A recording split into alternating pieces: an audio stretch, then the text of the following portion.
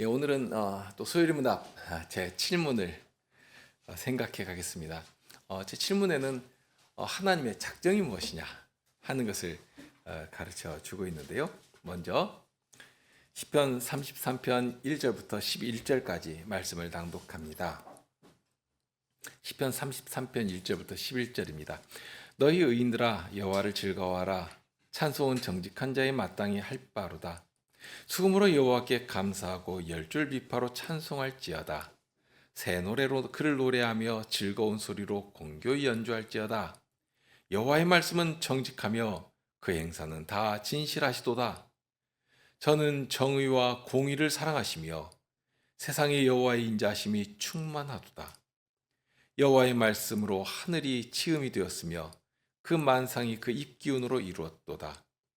저가 바닷물을 모아 무더기같이 쌓으시며 깊은 물을 곳간에 두시도다. 온 땅은 여호와를 두려워하며 세계의 모든 거민은 그를 경외할지어다. 저가 말씀하심에 이루었으며 명하심에 견고히 섰도다. 여호와께서 열방의 도모를 폐하시며 민족들의 사상을 무욕케 하시도다. 여호와의 도모는 영영이 서고 그 심사는 대대에 이르리로다. 아, 7문 오늘 하실 차례인데요. 7문에 앞서서 지난주에 배운 6문의 내용을 조금만 더 생각해 보겠습니다. 하나님에 대한 지식은 하나님께서 직접 우리에게 알려주실 때, 그러니까 우리가 알만한 것들을 이렇게 보여주시고 알려주실 때 하나님에 대한 지식을 가질 수 있습니다. 그것을 계시라 한다고 말씀드렸는데요. 계시에는 먼저 일반 계시가 있습니다. 그리고 그와 비교할 때 특별 계시가 있습니다. 일반 계시라고 하면 피조물 세계 안에 내재시켜 놓으신 많은 것들입니다. 그러니까 하나님께서 처음부터 이렇게 작정하시고 이루실 뜻을 세우시면서 모든 것들을 이제 이루어 가시는데요. 그러니까 창조와 섭리로서 만물을 다스리시는데, 그런데 그때 뜻에 따라서 아주 선하고 영광스러운 일들을 위해 창조도 하시고 조성도 하시고 또 움직여가기도 하시고 이렇게 하시지 않습니까? 그러면 그 안에 정말 켜켜이 하나님의 손길이 닿지 않는 것이 없게 되는 것입니다. 그러니까 그 안에 담겨 있는 그런 하나님의 손길을 발견하면서 하나님의 솜씨를 발견하면서 하나님을 찬송할 수 있게 됩니다. 많은 사람들이 인간의 지성을 통해서 하나님의 지혜를 배우고 또 솜씨를 하나님의 손길을 통해서 하나님의 솜씨가 이런 것이구나 하면서 닮아가기도 하고 모방도 하고 이렇게 하는 일들이 참 많이 있는데요. 그렇게 일반 계시를 통해서 하나님을 알도록 해 주셨는데, 그런데 이런 일반 계시로는 분명한 한계가 있습니다. 자, 그와 비교할 때 특별 계시가 있는데요. 이 특별 계시는 정말 특별한 것이죠. 하나님께서 직접 하나님이 어떤 분이신가 하는 사실을 이렇게 무슨 일인가를 직접 행하시면서 행하시는 일을 통해서 하나님이 어떤 분이신가를 알도록 하시는, 그러니까 그런 일을 위해서 일부러 이렇게 작정하시고 보여주시는 것이 특별 계시입니다. 그러면서 그런 많은 특별 계시 가운데서 우리에게 알려주시려고 일부러 기록으로 남겨주신 것이 바로 성경입니다. 그러니까 성경에는 특별 계시가 가득 담겨 있는데 이것만 특별 계시가 아니라 하나님의 특별 계시는 훨씬 많은 것이죠. 그러나 우리의 손에 딱 잡을 수 있도록 이렇게 전해주시는 것이 바로 특별 계시 가운데 이 하나님의 말씀이 있다 하는 것입니다. 이렇게 하나님께서 우리에게 주신 특별 계시라 하는 것은 정말 독특한데요. 일반 종교도 계시라는 말을 자주 사용하거든요. 그러니까 이런 계시라는 말을 사용할 때 나름대로 자기들도 어떤 신의 계시를 받아서 종교를 해 나가는 것입니다. 그런데 이제 그런 식으로 만든 종교적인 계시는 좀 우리의 계시와는 다른 면이 있습니다. 무엇인가 하면 늘 사람의 이렇게 머리에서 나옵니다. 생각하다가, 그러니까 보통은 이제 철학하는 식으로 이렇게 사유하다가 보리수 나무 아래에서 이렇게 명상하다가 혹은 몽환 중에 갑자기 어떤 오묘한 뜻을 이렇게 깨달아 가지고 이것이 천사가 알려준 것이다, 신의 계시다 하고 이게 말하는데요. 우리 하나님은 그런 식으로 알아가는 것이 아닙니다. 우리 하나님은 하나님에 대해서 알려주실 때 그냥 머릿속에서 묵상하고 무슨 수도하고 하다가 갑자기 탁 떠오르는 어떤 이런 그 깨달음, 이런 것들을 통해서 하나님을 알도록 하신 것이 아닙니다. 우리에게 주신 이 계시의 특징이 있는데요. 그것은 하나님께서 직접 무슨 일인가를 이렇게 행하신다는 것입니다. 그러면서 이렇게 행하신 일들을 우리에게 보여주시니까 우리에게 알려지는 것 아닙니까? 그러면 그렇게 이렇게 하나님께서 행하신 일들이 있고 그것이 우리에게 알려질 때 이런 계시된 사건을 통해서 하나님이 이런 분이시구나 하고 알아가게 되는 것입니다. 이런 것들을 계시 사건이라 하고 말합니다. 예를 들면 대표적인 것이 이제 출애굽 사건인데요. 물론 이제 그보다 거슬러 올라가면 창조의 사건이 가장 처음에 계시된 사건입니다. 말씀으로 만물을 만드셨으니까요. 다만 그때는 사람이 없었지 않습니까? 그런데 사람을 지으신 후에도 보면 하나님께서는 항상 이렇게 직접 찾아오셔서 사람을 찾아오셔서 말씀하시고 어떤 때는 구원의 특별한 역사를 이렇게 일구어 내시면서 그렇게 하나님은 여호와 하나님시라 한 사실을 알도록 하신 것입니다. 출애굽 사건에서 하나님을 여호와로 알려주셨지 않습니까? 그렇게 출애굽 사건을 통해서 하나님에 대해서 알려주실 때 여호와라 나는 스스로 있는 자라 하는 그렇게 알려주시고 그러면서 여호와라는 이름을 그냥 문자적으로 또는 사색해서가 아니라 이제 직접 너희를 구원하시는 그 구원의 사건들을 통해서 내가 여호와인 것을 알게 될 것이다 하고 알려주신 것입니다. 이렇게 직접 하나님께서 이루어 가실 구원의 역사를 보여주시면서 그것 보고서 하나님의 어떠하심을 하나님께서 과연 여호와시다 한 사실을 이렇게 알아가도록 해주신 것입니다. 이런 것들이 이제 계시 사건들이죠. 하나님께서 말씀으로만 하시는 것이 아니라 직접 이스라엘과 이렇게 관계를 맺으시면서 구원의 일들을 저들 위에 이렇게 펼쳐내시면서 친히 하나님께서 먼저 말씀하시고 언약을 맺으신 그 언약을 이루어 가시는 방식으로 직접 이스라엘 백성들도 하나님께서 말씀하신 이 구원의 약속이 이렇게 우리 가운데 이런 실질적인 능력으로 임하는 것이구나 하고 이렇게 그 개념으로 알아가는 것이 아니라 이렇게 실질적으로 정말 피부로 느끼고 감각적으로 감지할 수 있는 그런 능력 있는 구원의 일들로 하나님이 이런 분이시구나 하고 알아가게 해주신 것입니다. 직접 알려주시는 거죠.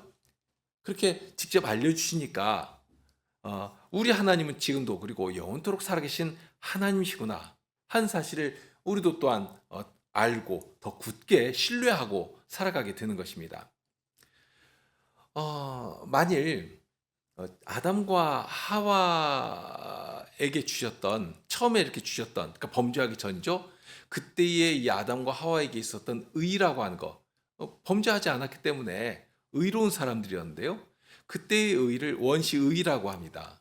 그런데 이제 이 처음에 주셨던 이 원시의를 잃어버리지 않았다면 그러면 자연에 담아두신 참 선하고 아름다운 하나님의 일들을 보면서 하나님을 굉장히 풍성히 알아갈 수 있었을 것입니다.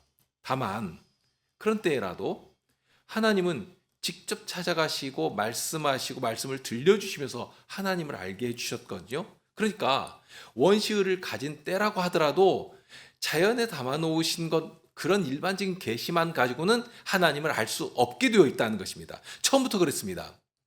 하나님께서는 하나님을 알리시기 위해서 처음부터 범죄하기 전부터도 이렇게 말씀으로 찾아가시고 하나님의 말씀을 따라 살아가도록 정말 하나님의 말씀이 사람이 먹고 살아야 할 생명의 양식이구나 하는 사실을 범죄하기 전부터 정말 원칙으로 생명의 원칙으로 이렇게 딱 세워 놓으신 것입니다.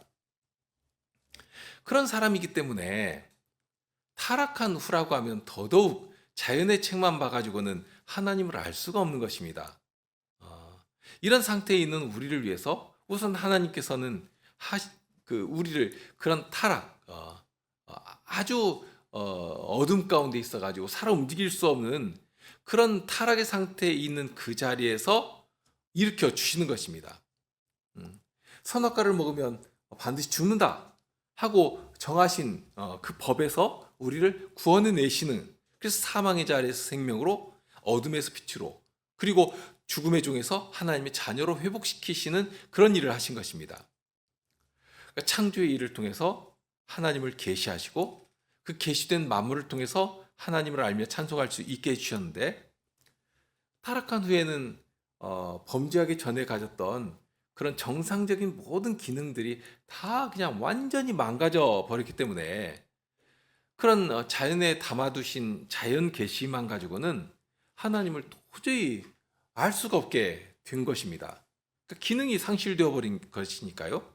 그러니까 먼저는 그런 기능들을 이렇게 회복시켜 주시는 것이죠. 이런 것들이 이제 구원의 역사 가운데 담겨 있습니다.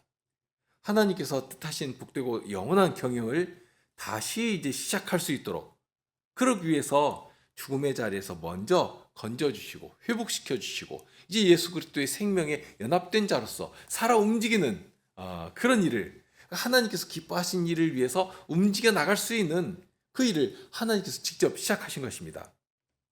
바로 이제 그 지점에서 하나님께서는 무엇을 우리에게 알려주시는가 하면, 하나님의 뜻이 얼마나 아름답고 복되고 그러면서 우리를 향하신 하나님의 사랑이 얼마나 크고 정말 끝이 없으신가, 우리를 위한 구원의 길을 직접 하나님께서 마련하시는데, 그것도 다른 것이 아니라 바로 십자가 사건을 통해서 하나님의 사랑이 얼마나 크신 것인가 하는 것을 직접 알게 하신 것입니다. 아무도 이거 아니라 부정할 수 없도록 확연하게 보여주신 것입니다.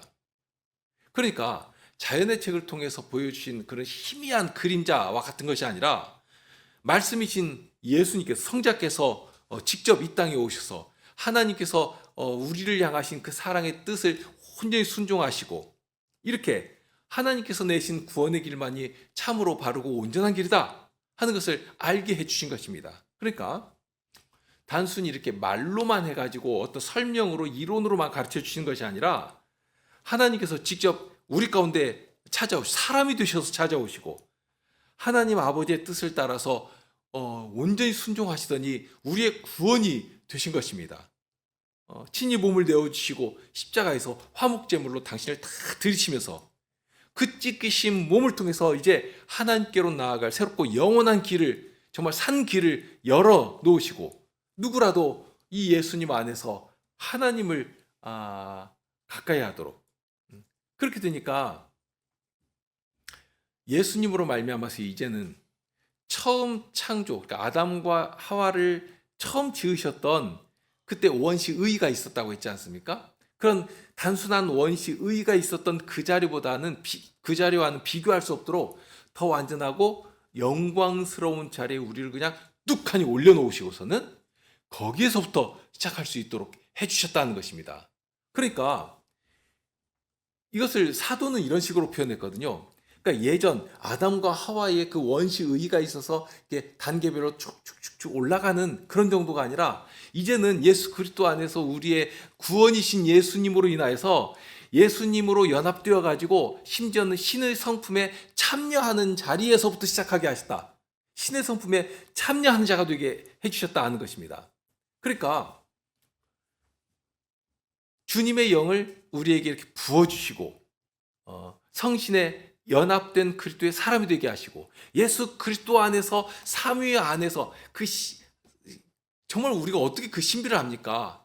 성삼위 하나님 안에서 이루어지는 그 복되고 영원한 그 교통 가운데 예수 그리스도의 몸으로서 참여할 수 있는, 이게 정말 상상도 안 되는 일이거든요. 그러니까 그리스도의 사람이 되어가지고 예수님의 몸인 교회로서, 그리스도의 몸인 이 교회로서 하나님과 사귐을 나누고 하나님을 배우고 하나님을 닮아가고 하나님을 나타내게 해주신 것입니다. 자, 이제 지난주에 좀 생각했던 것 가운데 이 삼위일체라는 말이 성경에는 없는 것이라고 했었는데요. 그런데 이런 하나님께서 우리를 찾아오시고 직접 구원의 일들을 통해서 하나님이 어떤 분이신가 이렇게 보여주시고 하실 때, 그 바르고 필연적인 귀결이라 하는 그 표현처럼 정말 하나님은 한 분 하나님이신데 삼위로 계시구나.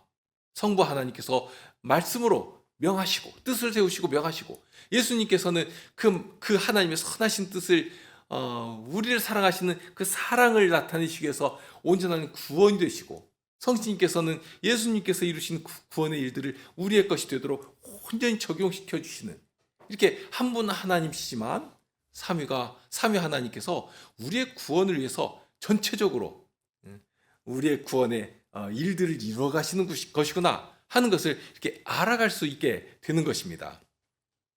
그러니까 이러한 신비를 할 때 사람의 말로는 어떻게 표현할 방법이 없는 것입니다. 이거 어떻게 표현해야지? 하다가 결국에는 이것을 삼위일체라는 말로 표현하는 것이 가장 적합하겠다 하고서 그 말을 딱 따가지고 삼위일체라 하는 말을 이렇게 사용하게 된 것입니다. 정말 한정적이지만 사람의 언어로 하나님의 지식을 표현하게 된 것입니다. 그러니까 이 삼위일체라 하는 말을 사용하거나 표현할 때 항상 주의해야 할 부분이 그것인데요. 하나님께서 우리를 사랑하시고 우리를 구원하실 때 자연스럽게 하나님은 삼위로 계신 한 분 하나님이시구나 한 사실을 이렇게 알도록 하셨습니다. 성부 하나님께서 성자 예수님을 사람으로 보내시고 예수님을 통해서 우리의 구속을 다 이루시더니 이제 성신 하나님께서 하나님을 우리 중에 보내셔서 성자이신 이 예수님께서 이루신 구원의 일들을 정말 흔들림 없고 빈틈없이 완벽하게 우리의 것이 되도록 하시고 이렇게 해서 우리로 하여금 창조 때부터 바라셨던 그 영광의 자리까지 이룰 수 있도록 해주신 것입니다. 이 부분에서 이제 삼위 하나님의 동역하심, 삼위 하나님께서 함께 우리의 구원을 위해서 일하시는 일들이 정말 놀랍도록 아름답고 완벽하게 이루어져서 우리를 위한 구원이 되신 것인데요. 그러니까 이런 하나님의 뜻을 그러니까 하나님의 구원을 우리가 이렇게 배워갈 때 자연스럽게 하나님의 그 삼위이심을 알아가게 되는 것입니다. 그리고 하나님 아버지의 뜻은 분명하지 않습니까? 요한복음 6장 38절 이하의 말씀, 우리가 잘 아는 말씀인데요. 내가 하늘로서 내려온 것은 내 뜻을 행하려 함이 아니요 나를 보내신 이의 뜻을 행하려 함이니라. 나를 보내신 이의 뜻은 내게 주신 자 중에 내가 하나도 잃어버리지 아니하고 마지막 날에 다시 살리는 이것이니라. 내 아버지의 뜻은 아들을 보고 믿는 자마다 영생을 얻는 이것이니 마지막 날에 내가 이를 다시 살리리라. 그러니까 자칫 이 삼위일체라 하는 말을 사람의 논리로 이렇게 자꾸 이렇게 설명하려고 하는 그런 시도가 참 많았거든요. 언젠가도 말씀드린 일이 있습니다만 아주 훌륭한 스승인 어거스틴 같은 경우에도 보면 이 삼위의 하나님을 사람들에게 어떻게 설명할 수가 없고 그러니까 이해하기 쉽도록 설명할 때 태양의 예를 들었습니다. 성부 하나님은 태양과 같이 거기 딱 계신 것이고 흔들림 없이 계신 것이죠. 그런데 빛으로서 우리에게 태양의 존재를 찬란하게 알리신 분이 바로 성자 하나님이시고, 그런데 빛으로만 우리에게 다가오시는 것이 아니라 따뜻한 온기로 열기로 다가오시지 않습니까? 그러니까 이렇게 열기로서 만물을 감싸 안아 수생하도록 하는 그런 일을 하는 분이 바로 성신님이시다.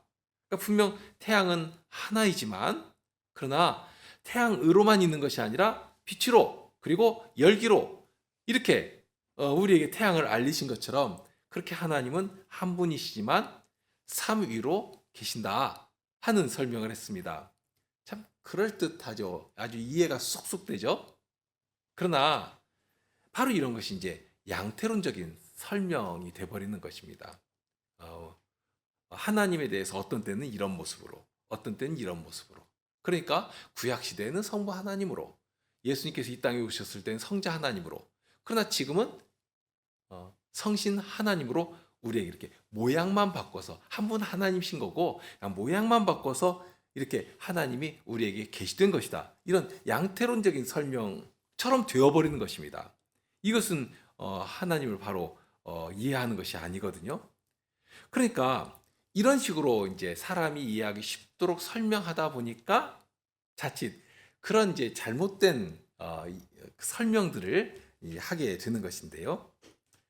이런 것은 예수님에 대해서도 특별히 그 교회 초창기에 교부 시대에 굉장히 많은 이단들이 나온 것을 우리가 알고 있습니다. 예수님께서도 한 위에, 그러니까 성자이신 예수님 한 위에 두 본성, 곧 신성과 인성을 가지신 분이시다 하는 이런 표현을 이론으로나 혹은 논리로 설명해 가려고 하니까 도저히 이것이 설명이 안 되고, 그러니까 사람의 경험 세계 안에 있는 무엇인가를 가져와 가지고 무리하게 이제 꿰어 맞추려고 하는 그런 일들이 발생하게 된 것입니다. 이런 식으로 하면 필연 베드로 사도의 가르침처럼 되는 것이거든요. 어, 무식한 자들과 굳세지 못한 자들이 다른 성경과 같이 그것도 억지로 풀다가 스스로 멸망에 이르느니라. 멸망에 이르는 억지로 풀다가 그게 스스로 망한 자리까지 가게 되는 것입니다. 자, 다시 강조드리지만 무슨 말씀을 드리려고 하는지 아실 것입니다. 삼위 하나님에 대한 지식이나 예수님의 두 본성에 대한 지식이라고 하는 것이 사람의 논리에서부터 출발하는 것이 아닙니다. 하나님의 구원을 믿고, 그러니까 하나님께서 하나님의 어떠하심을 이 구원의 사건을 통해서 우리에게 알려주신 것 아닙니까? 그러니까 이런 하나님을 우리가 알기 위해서는 하나님의 구원에 대해서 알아야 되고요. 그 구원을 믿고 배워갈 때, 과연 그렇구나 하고 인정하고 고백하게 되는. 그러니까 어떤 신학자의 표현에 따르면 필연 삼위 하나님에 대한 지식은 하나님을 향한 송영으로 나아가도록 만든다고 하는. 그러니까 삼위 하나님을 알아가니까 그냥 자연스럽게 하나님을 향한 찬송의 자리로 가게 되는, 이것이 참된 지식이다 하는 것입니다. 조금 더 쉽게 말씀드리면 구원받지 못한 사람들이나 하나님을 믿지 않는 사람들은 이러한 삼위에 대해서 또는 이 하나님의 이 신비에 대해서 아무리 설명을 하려고 해도 이해가 안 되는 것입니다. 이해를 못하죠. 성경을 아무리 들여다봐도 발견할 수가 없는 것입니다. 그런데 그리스도의 생명을 받은 사람들은 이런 신비에 대해서 참된 지식으로 깨닫게 되고 이해가 되고 수용하게 되고 납득하게 되고, 그러면서 과연 하나님께서 이루신 일들이 얼마나 복되고 영광스러운 것인가, 우리의 구원의 능력이 되시는 것인가 하고 자연스럽게 감사한 자리로, 찬송한 자리로 나아가게 된다 하는 것입니다. 배운다는 것은, 하나님을 알아간다는 것은 그런 것입니다. 하나님을 알아가며 찬송하도록 주신 지식인 것이지 사람의 머리를 개운하게 만들려고 그렇게 탐구하는 지식으로 주신 것이 아닙니다. 하나님에 대한 지식은 특별히 그렇다 한 사실을 더욱 철저히 간직해야 합니다. 우리가 하나님을 배워가는데 무엇 때문에 배우려고 하는 것인가? 다른 사람들을 논리로 이렇게 설득시키고 꺾어내려고 배우는 것인가? 그런 것이 되어서는 안 되는 것입니다.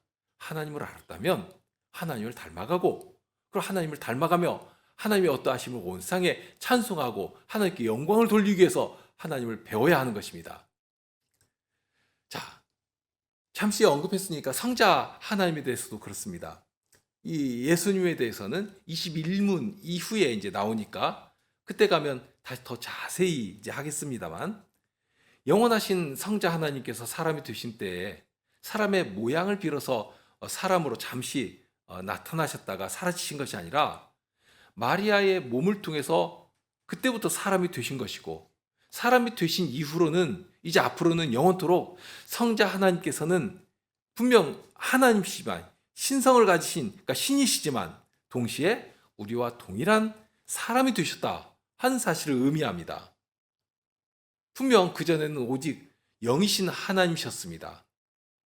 그런 분께서 피조물이 되셨다, 사람이 되셨다 하는 것입니다. 다만 무엇을 위해서 사람이 되셨는가? 그것을 우리는 알고 있지 않습니까?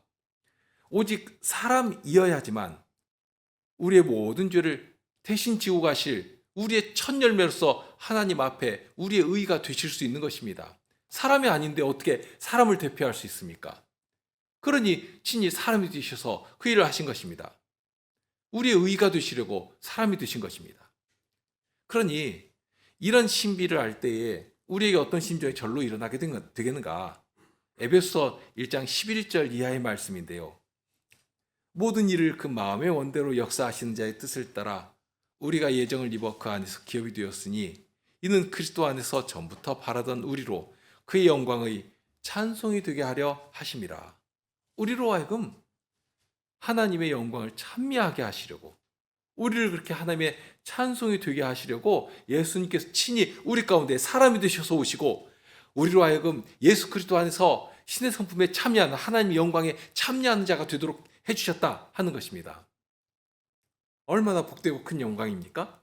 그러니까 삼위의 하나님을 알 때나 예수님의 신성과 인성을 깨달아 갈수록 하나님의 신비를 아는 성도들의 입에서는 이렇게 찬탄과 감사와 찬송이 자연스럽게 울려나게 되는, 그렇게 자연스럽게 하나님의 사랑을 알아서 경배하는 자리로 우리를 이끌어 주시는 것입니다. 하나님은 홀로 한 분 하나님이시지만 또한 동시에 삼위로 계시다 하는 사실을 성경을 통해서 배우도록 해주셨습니다. 이렇게 삼위 하나님께서 직접 우리를 위한 구원의 역사를 이끌어 가시는데요. 그 일을 하실 때 처음 시작점에 있는 중요한 논의를 이 칠문이 가르쳐 줍니다. 칠문의 질문은 하나님의 작정이 무엇입니까? 하는 것인데요. 그러니까 태초부터, 정확히 말하면 태초가 시작되기 전에 하나님의 작정이 움직이고 있습니다. 우리도 보통 무엇인가를 이렇게 하려고 하면 먼저 이렇게 무엇인가를 구상하고 이렇게 작정을 하고서 움직여 나가지 않습니까? 하나님께서도 그런 식으로 일을 시작하신 것입니다. 먼저 하나님께서 뜻을 세우시고 그 뜻을 이루시기 위해서 작정하시고 그 다음에 무엇인가를 하십니다. 자, 7문을 우리 함께 읽으실까요? 7문입니다. 하나님의 작정이 무엇입니까? 하나님의 작정은 그분의 뜻대로 계획하신 영원한 목적입니다. 그 목적을 따라서 하나님께서는 일어나는 모든 일을 자기의 영광을 위하여 미리 정하셨습니다. 작정은 하나님의 뜻대로 계획하신 영원한 목적이다 하고 가르칩니다. 여기에서 아주 중요한 하나의 가르침이 있는데요. 하나님께서는 무엇인가를 작정하셨습니다. 이렇게 해야 하겠다 하고 작정하셨는데, 그런데 보니까 그냥 하신 것이 아니라 어떤 중요한 목적을 위해서 작정하셨다 하고 알려줍니다. 그러니까 목적도 없이 뜻을 세우신 것이 아니라 아주 중요한 목적이 있어서 그 목적을 위해서 뜻을 세우셨는데 그것이 바로 하나님의 작정이다. 다만 하나님의 작정이라고 할 때는 거기에 조금 의미를 강조하기 위해서 영원한 작정이라 하는 표현을 자주 사용하는데요. 그러니까 그냥 작정하셨다 하기보다는 영원한 작정이다 하고 표현을 합니다. 여기서 이제 우리가 주의해야 할 하나의 이제 주장이 있는데요. 이 하나님께서 작정하셨다 하고 하는 말을 운명론이나 또는 숙명론처럼 받아들이는 사람들이 있습니다. 성경에도 그런 표현들이 자주 언급되지만 하나님께서 한번 뜻을 세우시면 아무도 굽히거나 그 뜻을 폐하지 못합니다. 그렇죠? 당연한 말입니다. 하나님께서 한번 굽게 하시면 누가 그것을 곧게 펼 수 있겠습니까? 못하는 것입니다. 하나님께서 한계를 딱 정해놓으시면 아무도 그것을 넘어가지 못하는 것이거든요. 그런데 그런 하나님의 어떠하심을 이제 악한 그 마음 가운데 악용을 하는 것이죠. 특히 어떤 때 그렇게 하는가 하면 자기가 불순종하면서도 그런 불신의 태도에 대해서 합리화시키려고 할 때 늘 이 작정을 끄집어 옵니다. 하나님께서 믿도록 정하셨으면 아무리 발버둥 쳐봐도 믿게 되는 것이고, 그런데 그런 것처럼 하나님께서 한번 유기하기로 이렇게 버리기로 딱 정해 놓으셨으면 아무리 믿으려고 노력을 해도 안 되는 것이다. 나름은 하나님의 주권을 참 높이는 것처럼 말을 하지만 실은 거기에 어떤 심정이 있는가 하면 자기가 믿지 않는 그 악한 불순종의 태도를 하나님 때문에 그런 것인 것처럼 하나님에게로 책임을 툭 넘겨버리는 것입니다. 마치 아담이 그 범죄하고 나서 자기의 죄에 대해서 어떤 방식으로 넘기는가? 하나님께서 주신 저 여자 때문에 범죄했다. 이런 식으로 넘기는 것 아닙니까? 딱 그런 식으로 하는 것이죠. 나는 믿고 싶은데 이게 도저히 믿을 수가 없고 왜 그러냐? 하나님께서 나 믿지 말라고 작정하셨기 때문이다 하는 그런 불신의 태도를 하나님께로 넘기면서 교묘한 말로 이제 자기를 합리화해 버리는 것이죠. 이런 식으로 하나님의 작정이라고 하는 말을 이용하는 사람들이 참 많습니다. 어설프게 교회 한두 번 다녀가지고 교회에서 이상한 말을 배워가지고 그런 식으로 이용한 사람들이 많은데요. 하나님의 작정이라고 하는 말은 그런 식으로 이용하라고 만들어 놓은 용어가 아닙니다. 하나님의 작정은 여기 칠문이 가르친 것처럼 어떤 선하신 목적을 위해서 하나님께서 세워놓으신 뜻입니다. 그러니까 목적이 있는 뜻이라는 말입니다. 그리고 그 목적지는 칠문의 답변 마지막에 나오는 것처럼 하나님의 영광을 위해서 정해놓으신 것입니다. 하나님의 영광을 위해 미리 정해놓으신 것입니다. 이 사실을 아주 주의해야 합니다. 오늘 시편 33편을 읽었지만 앞에서도 인용한 에베소서 1장에서도 사도가 강조해서 전하는 복음이 있습니다. 거기 에베소서 1장 11절을 다시 보면 모든 일을 그 마음의 원대로 역사하시는 자의 뜻을 따라 우리가 예정함을 입었으니, 그러니까 예정함을 입었다. 하나님께서 그렇게 미리 정하셨다 하는 것입니다. 이게 작정이죠? 그럼 어떤 것을 예정하셨는가? 이어 나오는 말씀입니다. 그 안에서 기업이 되었나니. 여기 그 안에서라고 했는데 그가 누구겠는가?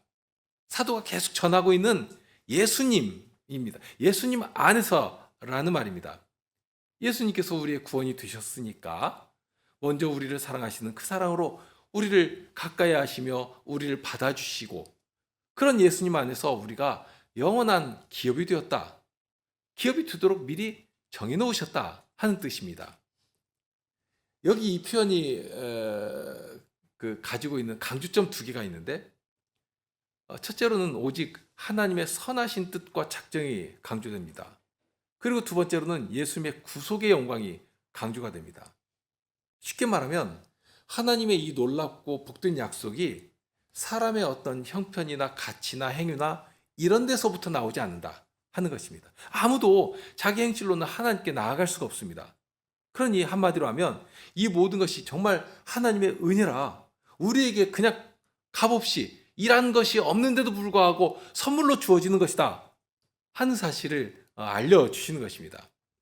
하나님께서 아낌없이 주시는 사랑으로 예수님을 주시기까지 보이신 그 사랑으로 우리를 예수님 안에서 하나님의 기업이 되게 해주신 것입니다. 사실 이러한 일은 예수님 때문에 갑자기 드러난 것이 아니라 태초부터 정하신 뜻이 그것이었습니다. 분명 처음 아담 안에서 우리는 다 부패와 타락의 자리로 떨어졌지만 그리고 멸망의 자리로 떨어져서 아무런 소망 없이 죽음의 문턱으로 가야 할 수밖에 없는 그런 자들이 되었지만 그런데 그러던 우리를 이런 복된 자리로 세워주시고 움직여 나갈 수 있도록 하신 이 일이 사람의 행위에서 나오는 것인가 아니면 어떤 조건에 따라서 나오는 것인가. 오히려 만약 사람에게 조건 따지시고 사람의 행위를 보시고 판단하시고 하셨다면 우리는 뭐 그냥 망할 뻔했습니다. 그런데 행위로도 말미암지 않는 은혜를 아낌없이 주셔서 모두가 그리스도 안에서 하나님의 기업이 되게 해주신 것입니다. 그러면 무엇 때문에 기업이 되게 하시고 변함없는 사랑을 은혜로 주시는 것인가? 12절에 보면 이는 그리스도 안에서 전부터 바라던 우리로 그의 영광의 찬송이 되게 하려 하심이라. 하나님의 영광에 찬송이 되게 하시기 위해서. 그러니까 여기 표현대로 보니까 우리가 우리 자체로 하나님께 찬송이 되도록 만드셨다 하는 것입니다. 참 얼마나 복된 일입니까? 자, 하나님의 작정의 끝이 어디를 가리키는가? 이것을 이런 말씀에서도 아주 넉넉히 알 수 있지 않습니까? 하나님의 작정은 믿음 없는 우리에게 믿음을 주십니다. 아버지께서 주신 자들을 결코 포기하지 않으신다 하는 예수님께서 아무도 나에게서 빼앗을 수 없다 하고 말씀도 하셨고요. 그러한 일들을 위해서 예수님께서 이 땅에 오시고 우리의 구원이 되시고 하나님의 선하신 뜻을 전하시며 알게 하시는 것입니다. 우리 신앙의 선조들은 이런 하나님의 영원하신 작정을 할 때 믿음 가운데서 인내할 수가 있었고요. 뿐만 아니라 진정으로 끊임없이 돌보시는 하나님의 은혜에 대해서 찬송하며 그 시간들을 보낼 수 있었습니다. 우리도 동일하게 우리에게 작정하심을 알려주시는 것은 하나님께서 이루신 일들이 얼마나 복되고 영광스러운 목적지를 향해 우리를 움직여 나가도록 하시는가.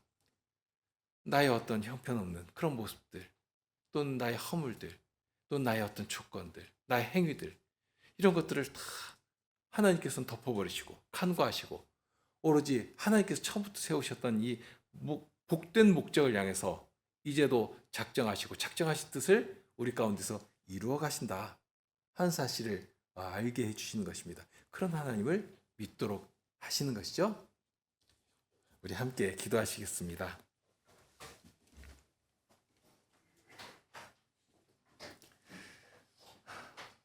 하나님에 의해 도무지 이룰 수 없는 자들이고, 그런데 하나님을 떠난 것이 어떤 멸망의 자리인 것인지도 모르던 그런 자들에게 친히 말씀으로 찾아오시고 저희 가운데 성신님으로 그 신비한 하나님의 사랑을 알아 기꺼이 주님을 향해 저희의 이 몸까지라도 드릴 이 복된 심정을 허락하여 주십니다. 참 어찌 저희 같은 자들을 아시면서도 사랑하시고 오래 참으시며 주님의 영광이 되도록 이끌어 주시는 것인지, 그러니 이제도 저희 구원이신 하나님을 알아 더욱 주님의 이름을 높이며 주님의 찬송이 되기를 소망하게 됩니다. 제 입에서 울려나오는 찬송은 물론이거니와 제 인생 전부가 주님을 향한 찬송이 되기를 소망합니다. 세상은 이 신비를 알 수도 없고 그러니 스스로 지혜 있다고 하고 능력이 대단한 것처럼 자랑하는 것이지만 그것이 얼마나 허무하고 허망한 것인지요. 하나님을 알아가며 하나님의 지혜를 배워가며 하나님과 영원토록 사귐을 나누는 것이 저희의 능력이고 영원한 기쁨이 되는 것인데, 저희에게 그러한 기쁨이 있게 하여 주시고 하나님을 알 때 하나님을 알아가며 닮아가며 그렇게 더욱 온 세상을 향하여 하나님의 영광이 되게 하여 주옵소서. 늘 지혜롭게 하시고 의를 좇게 하시고 상 앞에서 하나님 나라의 영광과 능력을 자랑하는 그런 저들이 되게 하여 주시고, 그렇게 되도록 성심께서 저희 말과 행실을 저희 입과 손과 발걸음 하나까지라도 붙드시고 보호하시고 사용하여 주옵소서. 더욱 믿음 가운데 행하는 저희들이 되도록 주님, 저희를 붙드시고 인도해 주시기를 구합니다. 우리 주님 예수 그리스도 이름으로 기도합나이다. 아멘.